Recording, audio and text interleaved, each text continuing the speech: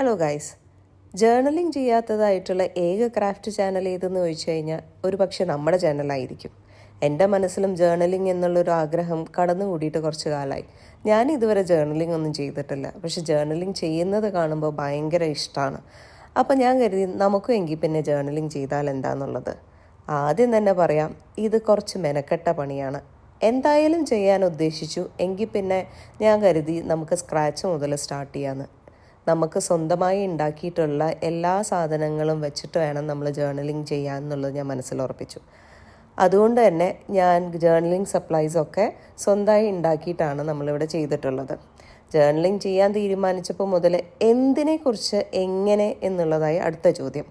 അപ്പോൾ ഞാൻ കരുതി എന്നാൽ പിന്നെ ഒരു കവായി ജേർണൽ തന്നെ ആയിക്കോട്ടെ എന്നുള്ളത്. പിന്നെ പേർപ്പിൾ കോമ്പിനേഷനും കൂടെ ആകുമ്പോൾ എന്തായാലും പൊളിക്കുന്നുള്ളത് ഉറപ്പായി. നമ്മളിവിടെ 6 ജേർണൽ സപ്ലൈസ് ആണ് ചെയ്തിട്ടുള്ളത്. അപ്പോൾ നമുക്ക് ഓരോന്നായിട്ട് നോക്കാം. ആദ്യം തന്നെ നമ്മൾ പാറ്റേൺ പേപ്പറാണ് ചെയ്തിട്ടുള്ളത്.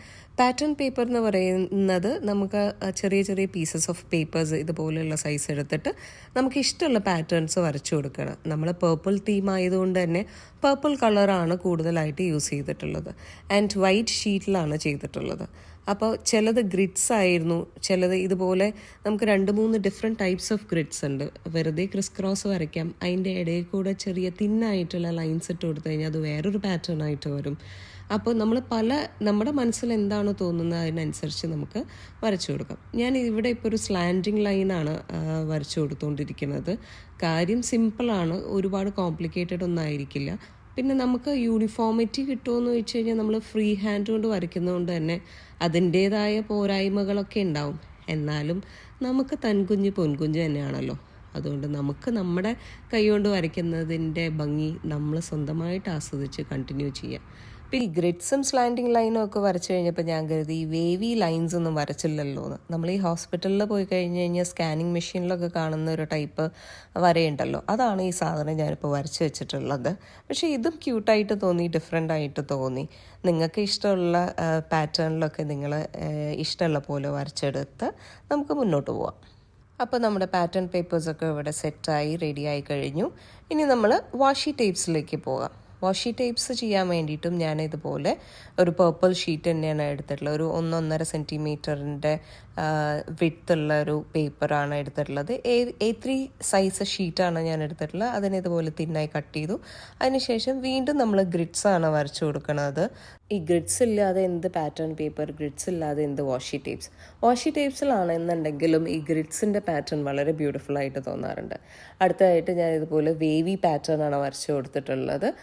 ഞാനിവിടെ ഓരോ പാറ്റേണിൻ്റെയും 2 സ്ട്രിപ്പ് വീതമാണ് എടുത്തിട്ടുള്ളത് കേട്ടോ. ഇനി അടുത്തതായിട്ട് നമുക്കിങ്ങനെ കുറച്ച് വലിയ ഡോട്ടും ചെറിയ ഡോട്ടും ആയിട്ടുള്ള ഒരു പാറ്റേൺ ചെയ്ത് നോക്കാം. ഇതും വളരെ സിമ്പിളാണ്. കുറച്ച് ഡോട്ട്സ് ഇട്ട് കൊടുക്കണം എന്നേ ഉള്ളൂ. റാൻഡമായിട്ട് നമുക്ക് ഇഷ്ടമുള്ള പോലെ ഇഷ്ടമുള്ള രീതിയിലൊക്കെ ചെറിയതും വലുതായിട്ടുള്ള ഡോട്ട്സ് ഇട്ട് കൊടുക്കാം. അത് കഴിഞ്ഞിട്ട് ഇതാണ് എൻ്റെ വൺ ഓഫ് ദി ഫേവറേറ്റ് ആയിട്ടുള്ളത്. പേർപ്പിൾ നമ്മുടെ തീമായതുകൊണ്ട് തന്നെയാണ് ഇത്രയും നേരം ഞാൻ പേർപ്പിൾ പേപ്പറിൽ ചെയ്തുകൊണ്ടിരുന്നത്. അത് ബോറടിച്ചപ്പോൾ ഞാൻ കരുതിയെങ്കിൽ പിന്നെ വൈറ്റ് ഷീറ്റ് എടുത്തിട്ട് അതിലോട്ട് പേർപ്പിൾ കളർ അടിച്ചു കൊടുക്കുക എന്നുള്ളത്. അങ്ങനെയാണ് ഈ മുന്തിരിക്കൊലയുടെ ആശയം വന്നത് കേട്ടോ മനസ്സിലോട്ട്. അപ്പോൾ നിങ്ങൾ ജസ്റ്റ് ഇതുപോലെ 3-4 ഡോട്ട്സ് മുന്തിരിയുടെ ഷേപ്പിൽ വരച്ചു കൊടുക്കുക. എന്നിട്ട് റാൻഡമായിട്ട് അതിന് ലീവ്സും ഞാൻ വരച്ചു കൊടുത്തിട്ടുണ്ട്, പക്ഷേ ഞാനിവിടെ അത് കാണിക്കാൻ മറന്നിട്ടുണ്ട്. വളരെ ബ്യൂട്ടിഫുൾ ആയിട്ടുള്ള ഒരു വാഷി ടേപ്പാണ് നമുക്ക് ഇതിലൂടെ ചെയ്തെടുക്കാൻ പറ്റുന്നത്. നെക്സ്റ്റ് ഒരു ഫ്ലവർ പാറ്റേൺ ആണ് ചെയ്തിട്ടുള്ളത്. ഇതുപോലെ യെല്ലോ ഡോട്ട്സ് ഇട്ട് കൊടുക്കുക. അതിന് ചുറ്റും പേർപ്പിൾ കളർ ഫ്ലവറാണ് വരച്ച് കൊടുത്തിട്ടുള്ളത്. എന്തുകൊണ്ടാണെന്നറിയില്ല, ഈ വൈറ്റ് ഷീറ്റിൽ വരച്ചിട്ടുള്ള 2 വാഷി ടേപ്സും വളരെ ബ്യൂട്ടിഫുൾ ആയിട്ട് എനിക്ക് തോന്നി. ഞാൻ നേരത്തെ സൂചിപ്പിച്ചത് ഒന്നുകൂടെ പറയാം. അതായത് ഈ സ്വന്തം സാധനങ്ങൾ ഉണ്ടാക്കിയിട്ട് ജേർണലിംഗ് ചെയ്യുക എന്നുള്ളത് അത്ര എളുപ്പമുള്ള പണിയല്ല. വളരെ ടൈം കൺസ്യൂം ചെയ്യുന്നൊരു കാര്യമാണ്. നല്ലപോലെ ക്ഷമയും വേണം, ഒരുപാട് സമയവും വേണം.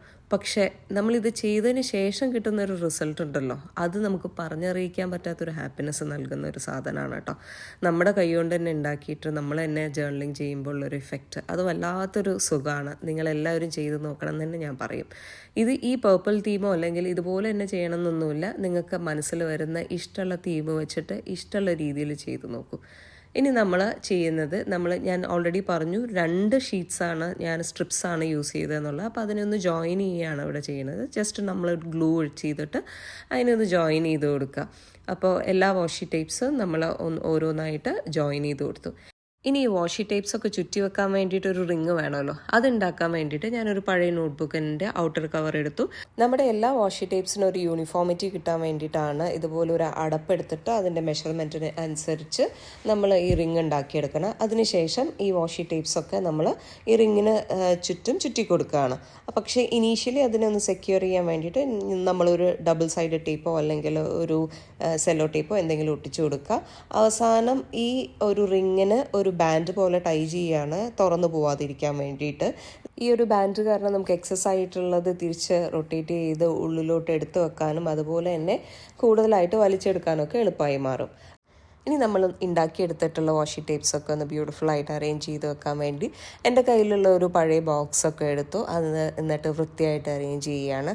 നമ്മൾ ചെയ്യുമ്പോൾ എന്തായാലും ഒരു പ്രൊഫഷണൽ ലുക്കിലൊക്കെ ചെയ്യണമല്ലോ, അതുകൊണ്ട് മാത്രം കേട്ടോ ഇങ്ങനെയൊക്കെ ഷോ കാണിച്ചുകൊണ്ടിരിക്കുന്നത്. ഇനി നെക്സ്റ്റ് ആയിട്ട് നമ്മൾ ചെയ്യാൻ പോകുന്നത് സ്റ്റിക്കി നോട്ട്സ് ആണ്. ഇതുപോലെ തന്നെയുള്ള സ്ട്രിപ്സ് എടുക്കുക. നമ്മൾ വാഷി ടേപ്പിന് യൂസ് ചെയ്ത പോലത്തെ സ്ട്രിപ്സ് എടുത്തിട്ട് നമുക്ക് ഏകദേശം അറിയാവുന്ന രീതിയിൽ ലൈക്ക് ഒരു 4 to 5 സെൻറ്റിമീറ്ററിൻ്റെ ലെങ്ത്തിൽ നമ്മളതിനെ മുറിച്ചെടുക്കുകയാണ്. നമുക്ക് ഇഷ്ടമുള്ള കളേഴ്സ്, ഞാനിവിടെ ബേസിക്കലി 3 കളേഴ്സാണ് യൂസ് ചെയ്തിട്ടുള്ളത്. ഒരു പിങ്കും ഒരു പേർപ്പിളും പിന്നെ ഒരു ഗ്രീനും ആണ് യൂസ് ചെയ്തിട്ടുള്ളത്. എന്നിട്ട് ഇതുപോലെ നിങ്ങളൊന്ന് ഗ്ലൂ ചെയ്ത് കൊടുത്തിട്ട് അതൊന്ന് ഉണങ്ങിയതിന് ശേഷം ഈ ഗ്രിഡ് പോലെയുള്ള ഒരു ഔട്ടർ കവർ നമ്മൾ യൂസ് ചെയ്തിട്ട് അതിനെ ഒന്ന് പ്രൊഫഷണൽ ലുക്ക് കൊടുക്കാൻ ട്രൈ ചെയ്തിട്ടുണ്ട്. അതിനുശേഷമായിട്ട് നമ്മൾ ഈ 3 കളേഴ്സ് ഒരു പേപ്പറിലോട്ട് ഒട്ടിച്ചു വെച്ചു. ഇനിയാണ് നമ്മുടെ താരം, അതായത് കവായി സ്റ്റിക്കേഴ്സാണ് നമ്മൾ ഉണ്ടാക്കാൻ പോകുന്നത്. നമുക്ക് ഇഷ്ടമുള്ള ബ്യൂട്ടിഫുൾ ആൻഡ് ക്യൂട്ടായിട്ടുള്ള കവായി പിക്ചേഴ്സ് നമ്മൾ ആദ്യം തന്നെ ഒരു A4 ഷീറ്റിലോട്ട് വരയ്ക്കുകയാണ്. നമുക്ക് ഏതൊക്കെയാണ് ഇഷ്ടപ്പെടുന്നതെന്നുള്ളതനുസരിച്ച് നമുക്ക് ഒന്ന് വരച്ചെടുത്തതിന് ശേഷം ഇതിനെ ഓരോന്നായിട്ട് നമ്മൾ മെല്ലെ കളർ ചെയ്ത് കൊടുക്കണം. ശരിക്കും പറഞ്ഞു കഴിഞ്ഞാൽ ഇത് ഓരോന്ന് ചെയ്യുമ്പോഴും നമുക്ക് ഇത് ചെയ്യാനുള്ളൊരു ഇഷ്ടം കൂടി വരുമായിരുന്നു ചെയ്തുകൊണ്ടിരുന്നത് കേട്ടോ. ബിക്കോസ് ഓരോ സാധനങ്ങളും അത്ര തന്നെ ക്യൂട്ടായിരുന്നു. ഓരോ സ്റ്റെപ്സും ഞാൻ എൻജോയ് ചെയ്തിട്ടാണ് ചെയ്തത്. അതുകൊണ്ട് തന്നെ നിങ്ങളും ഇതെല്ലാം എൻജോയ് ചെയ്ത് ഒരു തവണയെങ്കിലും ചെയ്യാത്ത ആൾക്കാർ ചെയ്യണം എന്നുള്ളതാണ് എൻ്റെ റിക്വസ്റ്റ്. നമ്മളിത് ചെയ്ത് കഴിയുമ്പോഴത്തേനും വല്ലാത്തൊരു ഫീലിംഗ് ആയിരിക്കും. ഇത് കണ്ടില്ല എന്ത് ബ്യൂട്ടിഫുൾ ആയിട്ടാണ് കളർ ചെയ്ത് വന്നത്. അടുത്ത് നമുക്ക് ചെയ്യാനുള്ളത് ഈ A4 സൈസ് ഷീറ്റിൻ്റെ ബാക്കിലോട്ട് നമ്മൾ നന്നായിട്ട് ഗ്ലൂ സ്റ്റിക്ക് കൊണ്ട് ഗ്ലൂ ചെയ്യുകയാണ്. എന്താണെന്ന് വെച്ച് കഴിഞ്ഞാൽ ഇനി നെക്സ്റ്റ് നമ്മൾ ചെയ്യാൻ പോകുന്നത് ഇതിൽ ഓരോ പിക്ചേഴ്സായിട്ട് നമ്മൾ കട്ട് ചെയ്തിട്ട് ഒരു ട്രാൻസ്പാരൻറ്റ് ഷീറ്റിലേക്ക് ഒട്ടിക്കാൻ പോവുകയാണ്. അപ്പോൾ ഇതിൽ ഗ്ലൂ ചെയ്താലാണ് നമുക്ക് ഒട്ടിക്കാൻ പറ്റുക. അതിനുശേഷം നമുക്ക് ആവശ്യം അനുസരിച്ച് ഈ ഓരോ സ്റ്റിക്കേഴ്സും എടുത്തിട്ട് നമ്മൾ യൂസ് ചെയ്യുന്ന സമയത്ത് ഒരു ശകലം വെള്ളം ഒന്ന് തൊട്ട് കൊടുത്തു കഴിഞ്ഞാൽ ഇത് വീണ്ടും സ്റ്റിക്കി ആവും. എന്നിട്ട് നമുക്ക് ഇഷ്ടമുള്ള സർഫസിലേക്ക് ഒട്ടിച്ചു കൊടുക്കാം. അടുത്തായിട്ട് നമ്മൾ ചെയ്യുന്നത് സ്റ്റാമ്പ് സ്റ്റിക്കേഴ്സാണ്. നമ്മൾ പണ്ടത്തെ സ്റ്റാമ്പുകളൊക്കെ കണ്ടിട്ടില്ലേ, അതുപോലെ ഇഷ്ടമുള്ള ഡിസൈൻസ് നമ്മൾ വരച്ചു കൊടുക്കുക. ആദ്യം ഞാനൊരു ഓവൽ ഡിസൈനാണ് വരച്ചു കൊടുക്കുന്നത്. എന്നിട്ട് അതിന് ചുറ്റും ഒരു വേവി അല്ലെങ്കിൽ കർവി പാറ്റേണിൽ ഒരു ബോർഡർ വരച്ചു കൊടുക്കുകയാണ്. നമ്മൾ സാധാരണ സ്റ്റാമ്പുകളിലൊക്കെ കാണുന്നത് പോലെ തന്നെ അതിനനുസരിച്ച് നമ്മളിങ്ങനെ വരച്ചു കൊടുത്തു. അതിന് ശേഷമായിട്ട് ഉള്ളിൽ 2 ചെറിയുടെ പിക്ചറാണ് വരച്ചു കൊടുക്കുന്നത്.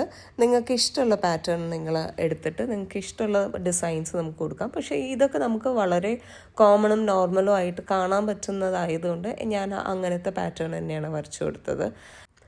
എന്നിട്ട് ഇതിനെ ഒന്നുകൂടി ബ്യൂട്ടിഫൈ ചെയ്യാൻ വേണ്ടിയിട്ട് അതിൻ്റെ ഉള്ളിൽ കുറച്ച് സ്റ്റാർസും കുത്തും അല്ലെങ്കിൽ കുറച്ച് പാറ്റേൺസൊക്കെ ഉള്ളിലും കൂടെ നിങ്ങൾ വരച്ചു കൊടുക്കുക. അപ്പോൾ സംഭവം സെറ്റാവും. ഇനി അടുത്തതായിട്ട് നമ്മൾ ഒരു റെക്റ്റാങ്കുലർ പാറ്റേണാണ് വരച്ചു കൊടുക്കുന്നത്. ഈ റെക്റ്റാങ്കുലറിൻ്റെ ചുറ്റും നമ്മൾ ആദ്യത്തെ ചെയ്തതുപോലെ തന്നെ ആ കർവി ബോർഡർ ലൈൻ കൊടുക്കേണ്ട. ആ ബോർഡർ ലൈനും കൂടെ വരുമ്പോഴത്തേനും സാധനം പൊളിയായി കിട്ടുന്നുണ്ട്. അത് വളരെ ബ്യൂട്ടിഫുൾ ആയിട്ടുള്ളൊരു ലുക്ക് കൊടുക്കാൻ സഹായിക്കുന്നുണ്ട് നമ്മുടെ പിക്ചേഴ്സിനെ. എന്നിട്ട് അതിൻ്റെ ഉള്ളിൽ ഒരു 2-3 ഫ്ലവർ പാറ്റേൺ ആണ് അതിൽ വരച്ചു കൊടുത്തുകൊണ്ടിരിക്കുന്നത് കേട്ടോ. ഒരു ക്രിസ് ക്രോസ് ആയിട്ട് 2 ഫ്ലവേഴ്സ് പോകുന്നതായിട്ടാണ് വരച്ചു കൊടുത്തിട്ടുള്ളത്. ഇതിൻ്റെ ഉള്ളിൽ കുത്തിന് പകരം ഞാൻ കുറച്ച് മഴത്തുള്ളികളാണ് വരച്ചത്. അതിനുശേഷമായിട്ട് 2 ഡിഫറെൻറ്റ് പാറ്റേൺ ഇതുപോലെ വരച്ചു. ഒരെണ്ണം മഷ്റൂമും ഒരെണ്ണം ഡെസേർട്ടിൻ്റെ ആയിരുന്നു. അതിനുശേഷമായിട്ട് നമ്മൾ ഇതിനെയൊക്കെ കട്ട് ചെയ്തിട്ട് വീണ്ടും ഒരു പ്രൊഫഷണൽ ലുക്ക് കിട്ടാൻ വേണ്ടിയിട്ട് ഒരു ക്ലിയർ പൗച്ചിൻ്റെ ഉള്ളിലേക്ക് ഇതുപോലെ ഇട്ടിട്ട് നമ്മൾ അതിനെ ഒന്ന് കവർ ചെയ്തു. അതിനുശേഷമായിട്ട് നമ്മൾ അതിനെ ലേബലും ചെയ്തിട്ടുണ്ട് സ്റ്റാമ്പ്സ് എന്നുള്ളത് കേട്ടോ. ഇനി അടുത്ത് ചെയ്യാൻ പോകുന്നത് നമ്മൾ ഫ്ലോറൽ സ്റ്റിക്കേഴ്സാണ് അല്ലെങ്കിൽ ഫ്ലവേഴ്സ് കൊണ്ടുള്ള സ്റ്റിക്കേഴ്സാണ്. വളരെ ഈസിയാണ്, വളരെ ബ്യൂട്ടിഫുൾ ആയിട്ടുള്ളതാണ്. നിങ്ങൾക്ക് ഇഷ്ടമുള്ള കുറച്ച് പേസ്റ്റൽ കളേഴ്സ് എടുക്കുക. എന്നിട്ട് ഇതുപോലെ ഒരു സർക്കിളോ ഓവലോ ഒക്കെ നമ്മൾ വരച്ചു കൊടുക്കുകയാണ്. നമ്മൾ റാൻഡമായിട്ട് കുറച്ച് കളേഴ്സ് എടുത്തിട്ട് അതിൻ്റെ ഓവൽ ഷേപ്പ് വരച്ചു കൊടുക്കുക. ഇത് ബേസാണ് നമ്മൾ ചെയ്യുന്നത്. നമ്മൾ വരയ്ക്കാൻ പോകുന്ന ഫ്ലവേഴ്സിൻ്റെ ബേസാണ് നമ്മളിവിടെ ചെയ്ത് കൊടുക്കുന്നത്. അതിന് ശേഷമായിട്ട് നമ്മൾ ഇതിൻ്റെ ഈ ഓരോ കളേഴ്സിൻ്റെ ഉള്ളിലേക്കും നമുക്ക് ഇഷ്ടമുള്ള പാറ്റേണിലുള്ള ഫ്ലവേഴ്സോ അല്ലെങ്കിൽ പ്ലാന്റോ ലീഫോ വാട്ടെവർ ഇട്ട് അത് നമുക്ക് വരച്ചു കൊടുക്കാവുന്നതാണ്. ഇതിന് ശേഷം ഇതിന് മുന്നേ നമ്മൾ ചെയ്തതുപോലെ തന്നെ ഓരോ ഫ്ലവേഴ്സും എടുത്തിട്ട് നമ്മൾ കട്ട് ചെയ്തിട്ട് നമ്മുടെ ആ ക്ലിയർ പൗച്ചിൽ ഇട്ട് കൊടുക്കുകയാണ്. അതിന് ശേഷമായിട്ട് ഈ പൗച്ച് നമ്മൾ ലേബൽ ചെയ്യുകയാണ്. സോ ദാറ്റ് നമ്മുടെ ഈ പ്രൊഫഷണൽ ലുക്ക് വിട്ടിട്ട് നമുക്കൊരു കളിയില്ലാത്തതുകൊണ്ട് നമുക്ക് ഇതിനെയും പ്രൊഫഷണലി ലേബിൾ ചെയ്തെടുക്കാം. അപ്പോൾ നമ്മൾ നമ്മുടെ ജേർണൽ സപ്ലൈസ് എല്ലാം ചെയ്തെടുത്തു കഴിഞ്ഞു കേട്ടോ. മൊത്തത്തിൽ നമ്മൾ 6 ജേർണൽ സപ്ലൈസ് ആണ് ചെയ്തിട്ടുള്ളത്. എന്തൊക്കെയാണെന്ന് വെച്ച് കഴിഞ്ഞാൽ ആദ്യം നമ്മൾ ചെയ്തത് പാറ്റേൺ പേപ്പർ ആയിരുന്നു, പിന്നെ വാഷി ടേപ്പ്, പിന്നെ നമ്മൾ കവായി സ്റ്റിക്കേഴ്സ് ചെയ്തു, അതിന് ശേഷമായിട്ട് നോർമൽ സ്റ്റാമ്പ് സ്റ്റിക്കേഴ്സ് ചെയ്തു, എന്നിട്ട് ഫ്ലോറൽ സ്റ്റിക്കേഴ്സ് ചെയ്തു. ഇനി ഇതെല്ലാം വെച്ചുകൊണ്ട് നമുക്ക് ജേർണലിങ് ചെയ്യണം. ഈ വീഡിയോ കുറച്ച് ലോങ് ആയതുകൊണ്ട് തന്നെ ജേർണലിങ് നമുക്ക് നെക്സ്റ്റ് വീഡിയോയിൽ കാണിക്കുന്നതായിരിക്കും. അപ്പോൾ ഈ വീഡിയോ ഇഷ്ടമായെങ്കിൽ ലൈക്ക് ചെയ്യാനും കമൻറ്റ് ചെയ്യാനും സബ്സ്ക്രൈബ് ചെയ്യാനും മറക്കണ്ട. നിങ്ങളുടെ ഓരോ ലൈക്കും കമൻറ്റും നമ്മളെ വളരെയധികം സപ്പോർട്ട് ചെയ്യാനും ബൂസ്റ്റ് ചെയ്യാനും സഹായിക്കുന്നതാണ്. So do comment, like and subscribe.